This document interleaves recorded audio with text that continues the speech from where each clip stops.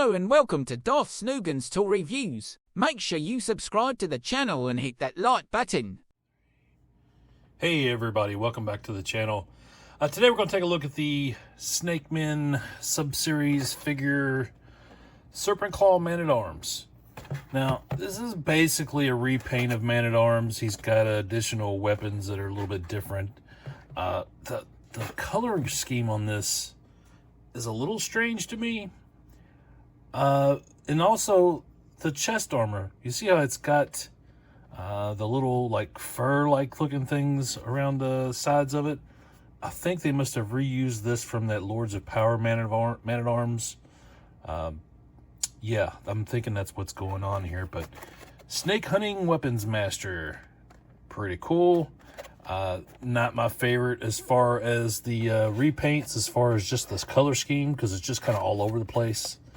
Let's see, it says here, Man-at-Arms crafted the Serpent Claw as a snake capturing weapon to defend against the Snake Men.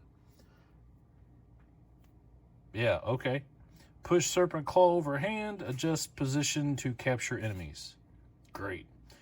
We've got our cross-sell art, we've got Squeeze, Snake Men Infiltrator, of course, Man-at-Arms, and Spike Ore. I've got the Snake Men Infiltrator. Should have a video going up on that soon. I've already done one on Spike Ore. I haven't picked up Squeeze yet. I actually almost did the other day, and I decided to go with those Skeleton Warriors instead. But for today, we're going to take a look at this Serpent Claw Man-at-Arms, and we'll go ahead and get him all out of the package, and then we'll come back. All right, so we got our guy out of the package here. Got him standing on his own, fully decked out in his armor. He's got his mace. He's got his serpent claw. So what else came in the package? Well, we got the new Fading Fortress mini comic. And as you can see, it's got Squeeze on the front cover, as well as some unnamed snake men here in the background. Quite unsure if this is supposed to be an Eternian Palace Guard or if it's a Snake Man infiltrator. Kind of looks like it's just a Palace Guard. We got our Serpent Claw Man-at-Arms here in the front. Got some cool artwork in here. We see Snake Mountain. See the Palace. Spike Ore. Even got a Snake Trooper there. On the back, we've got our cross-sell art, of course. Squeeze, Snake Man Infiltrator, Spike Ore, and our Serpent Claw Man-at-Arms. And, of course, we also get one of our little diagrams showing us all the pieces that can be removed. We can remove his head, his arms. He can be popped off at the waist. And you can remove his boots. If you want to give him some different boots, that's cool. Figure itself, man, it's decent. Here's the problem I have with it. I think the colors are wrong. So this is based on a 2003 figure, right? So it's based on the Serpent Claw Man-at-Arms from the 2000X series. The figure is released in 2003. It's like a half-ass repaint to make it look like that. The color on the helmet's wrong.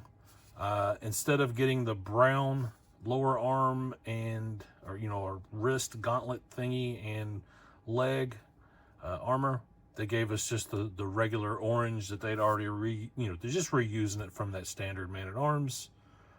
The Serpent Claw is cool. I mean, that's a pretty decent Origins take on that figure, on that accessory. I think this weird blue on the helmet doesn't quite match up to the 2000X figure. I'm okay with the green color and the brown in the boots and the shorts. That doesn't bother me. I don't like that blue. I think that blue's wrong, and I think these orange pieces should have been brown. They actually should have been the color of the boots and his shorts, at least on this color. So yeah, I mean, my nitpicking aside, it's a pretty cool figure. I mean, we don't get a whole lot of variants of Man-at-Arms. At least we haven't in the Origins line. As far as I know, there was never a variant in the original line other than just some, maybe some difference in colors and stuff. You know, why didn't we get a battle armor man-at-arms? That would have been cool. If anybody deserved to have a cool armor set like that, it would have been him. But yeah, what do you guys think? You digging this? You know, the Serpent Claw thing's kind of cool. It is articulated where you can make it, you know, grab your villains or whatever. Now, one thing I will say is it's kind of weird is on all of the, like, pictures and stuff that I've seen, they always show it on his left arm. But you have to take this off in order for it to work, because if you have this piece on, it's not going to stay on his hand very good. So if you look down in there, there's like a notch for the thumb. Yeah, and with the armor pieces on, it just doesn't want to stay on there, at least not on that left hand. But if I put it on the right hand, I have better luck. I don't know. Maybe it's just me. Honestly, I think I like this figure without the armor on the arms. Let's see what it looks like without this, because I just don't like this orange against this blue. Maybe keep the shoulder piece.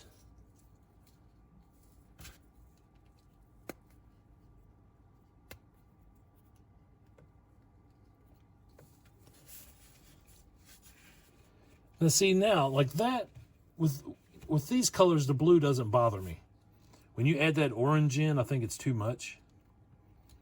Now I realize that's a weird thing to say about a Masters of the Universe figure, because they're known for all their color, but something about this orange just really doesn't sit well with me. I think it might have been cool if the green was a little more like this. I don't know, just my opinion. What do you guys think? You digging this figure? Apparently he didn't.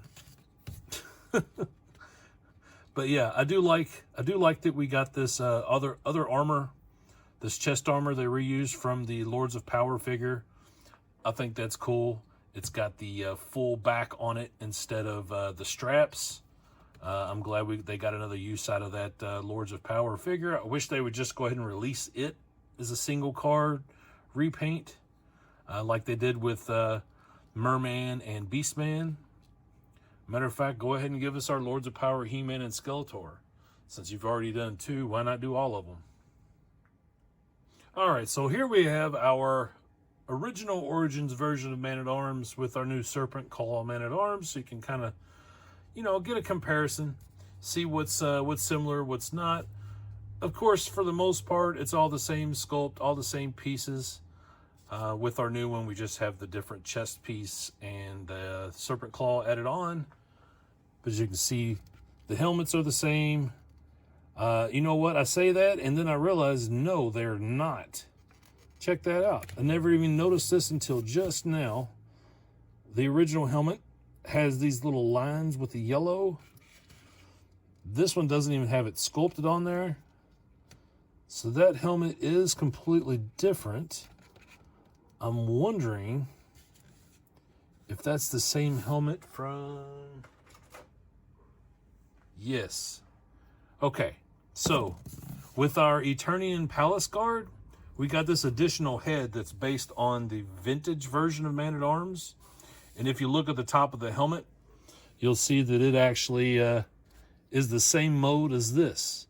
So that's odd, because we got the face that's on this one, and I keep dropping this head, but we got the face that's on this one with the mustache, but the helmet's different. Very odd. You know, every time I look at these things, I catch new details, but that was one I didn't expect, that they would use a different helmet. So, and as you can see, appears to be the same armor pieces on the arms, just a different color, as well as the leg. We got the same mace, just in different colors. And overall, the body it's the same body. That standard MOTU buck that they've been using for the last, 3 years now? For all their standard human style figures. I say human, none of them are human, but you know what I mean. What do you guys think? You prefer the original, or do you like this newer version? I think there's things you can mix and match to make both of these better. I prefer the Man-at-Arms to actually have armor on both sides like he did on the cartoon. I can easily do that with adding pieces from that Eternian Palace Guard. This one I would prefer all gray and brown. Maybe even make him look a little more like the Man-at-Arms from the '87 movie. That might have been interesting. Who knows? Maybe we'll get that figure in a line at some point. Yeah, just a thought. All right, so what do you guys think of this figure? Are you down with it? Do you like the variant? Or do you think this is just an unnecessary cash grab and a poor recreation of that 2000X series figure? Sound off in the comments. Let me know your thoughts. As always, I appreciate you guys sticking around and watching another video. I appreciate you being a part of the conversation. So anytime you want to comment, please do. I love to hear from you. I love to hear your thoughts on the stuff. Give the video a like. If you haven't already, please subscribe to the channel. And I'll catch you guys next time. Thanks.